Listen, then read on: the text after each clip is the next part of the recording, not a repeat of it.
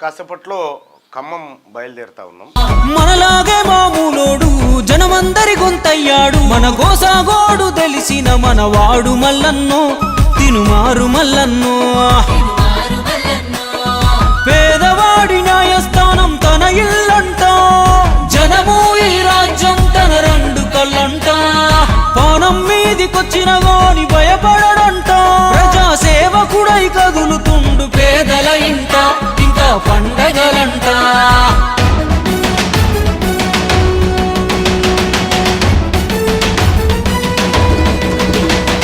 సాయమంటే తానే చల్ సమరమంటే తానే,